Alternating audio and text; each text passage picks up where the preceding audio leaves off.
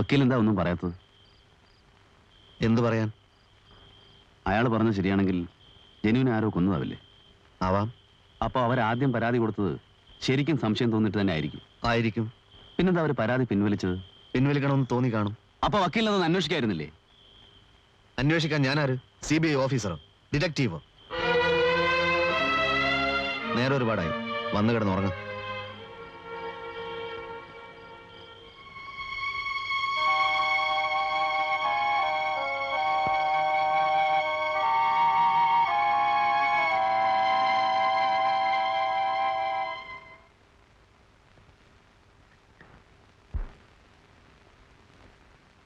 മോളെ പിന്നെ ആരോ വരുന്നു. അച്ഛൻ എവിടെ നിന്ന് ചോദിച്ചാ ഇവിടെ ഇല്ലാന്ന് പറഞ്ഞേക്ക്.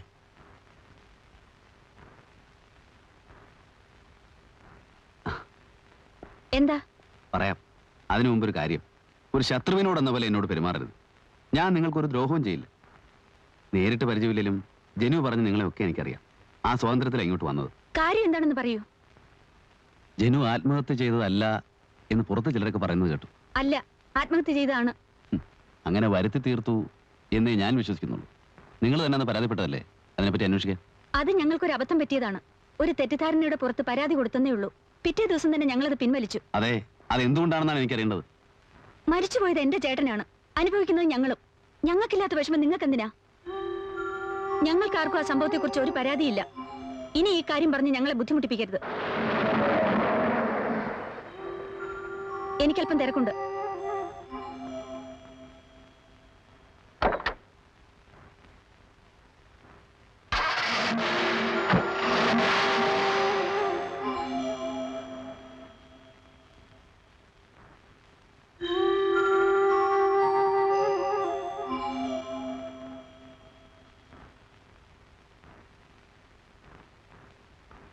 ഇതിലേതാ പ്രിന്റ് ചെയ്യണ്ടേ?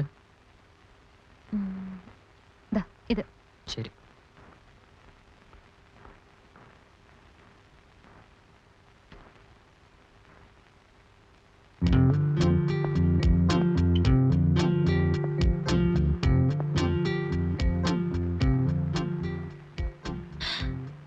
ഞാൻ വിചാരിച്ചു എന്നെ മനഃപൂർവ്വം അവോയ്ഡ് ചെയ്യണമെന്നാ. ഇന്നലെ എത്ര നേരം അവിടെ വന്ന് കാത്തിരുന്നോ? അതുകൊണ്ടല്ലേ ഇവിടെ വന്ന് കാണാമെന്ന് വെച്ചത്. സന്തോഷം. പക്ഷെ ഒരു വ്യത്യാസമുണ്ട്. ഇന്ന് ഇന്റർവ്യൂ ചെയ്യപ്പെടുന്നത് മാനസയാണ്. കാര്യങ്ങൾ അറിയേണ്ടത് എനിക്കും. എനിക്കതിന് അവാർഡൊന്നും കിട്ടിയിട്ടില്ലല്ലോ. വേണ്ട. വളരെ സ്മാർട്ടായ ഒരു ജേർണലിസ്റ്റാണ് മാനസ. ഈ നാട്ടിലെ പ്രധാനപ്പെട്ട വാർത്തകളൊന്നും മാനസ അറിയാതെ കടന്നു പോവില്ല. തിരക്കിട്ട പണിയില്ലെങ്കിൽ ഒന്ന് പുറത്തേക്ക് വരൂ.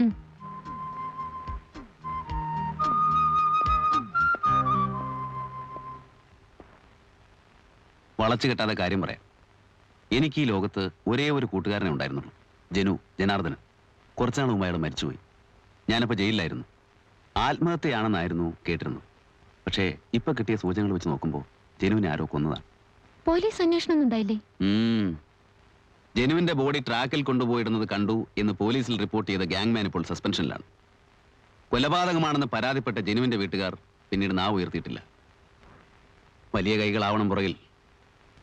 അന്ന് ഏതോ ഒരു പത്രത്തിൽ കൊലപാതകമാണെന്ന് പറഞ്ഞ് വിശദമായ ഒരു റിപ്പോർട്ട് വന്നിരുന്നതായി വക്കീൽ പറഞ്ഞു. ആ പത്രവും തപ്പിയെടുക്കാൻ മാനസിക് എന്നെ സഹായിക്കാമോ?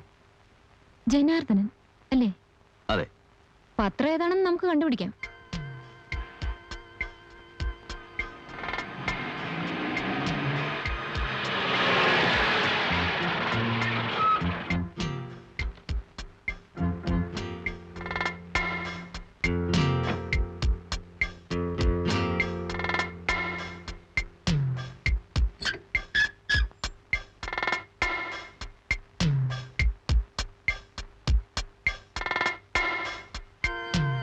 ആൾപെരുമാറ്റമുള്ള ലക്ഷണമില്ല. നമുക്ക് ആരോടെങ്കിലും അന്വേഷിക്കാം.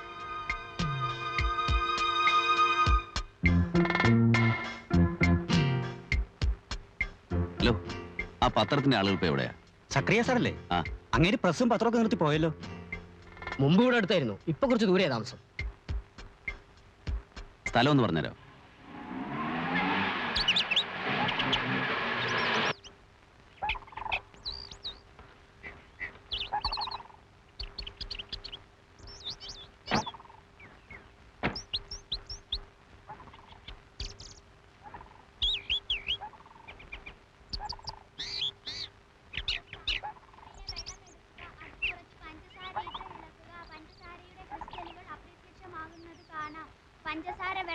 ലയിച്ചു ചേരുന്നു. ഈ ലായനിയുടെ വിവിധ ഭാഗങ്ങളിൽ നിന്ന് ഓരോ തുള്ളിയെടുത്ത് രുചിച്ചു നോക്കുക. ഏതു ഭാഗത്തു നിന്ന് രുചിച്ചു നോക്കിയാലും ഒരേ രുചി ഉള്ളതാണെന്ന് കാണാം. ഈ മിസ്റ്റർ ലായനി ജോൺ സക്കറിയ എവിടുന്നാ? പ്രസ്സിൽ പോയിരുന്നു. കുറെ നാളായിട്ട് അടച്ചിട്ടിരിക്കുകയാണെന്ന് അറിഞ്ഞു. ഒന്ന് നേരിട്ട് കണ്ട് സംസാരിക്കാനാ. എന്റെ പേര് നരേന്ദ്രൻ. ഇത് മാനസ. മാനസ ഒരു ജേർണലിസ്റ്റാ. അങ്ങേര് സുഖമില്ലാതെ കിടക്കുക. ബുദ്ധിമുട്ടിക്കില്ല, ഒരു 5 മിനിറ്റ് മതി.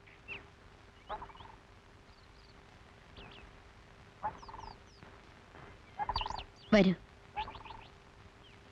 മോനാ കസേരയും എടുത്തോണ്ട് വാ.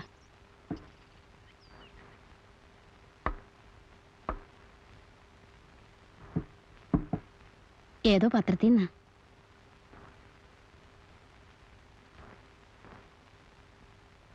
എന്തു വേണം? എന്താ അസുഖം? നിങ്ങൾക്ക് എന്ത് വേണമെന്നാ ചോദിച്ചത്?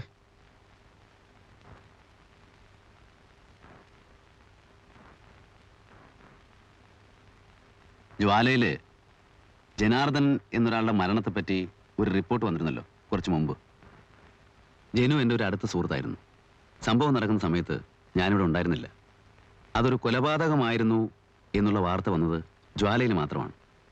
എവിടെ നിന്നാണ് ന്യൂസ് കിട്ടിയത്? അങ്ങനെ ഒരു ന്യൂസ് എന്റെ പത്രത്തിൽ വന്നതായി എനിക്ക് ഓർമ്മയില്ല. വന്നു സർ, പത്രം എന്റെ കയ്യിലുണ്ട്. വേണ്ട, എനിക്കത് കാണണ്ട.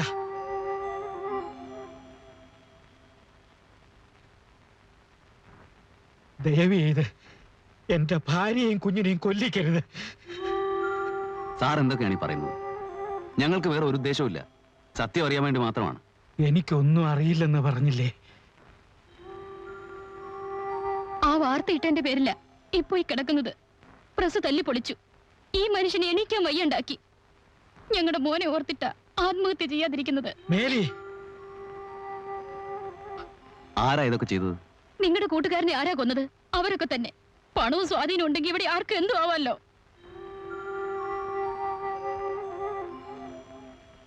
ഭയപ്പെടണ്ട. ഞാൻ അറിയുന്നതുകൊണ്ട് ഒരു അപകടവും വരില്ല. ആരാ നിങ്ങളെ ഉപദ്രവിച്ചത്?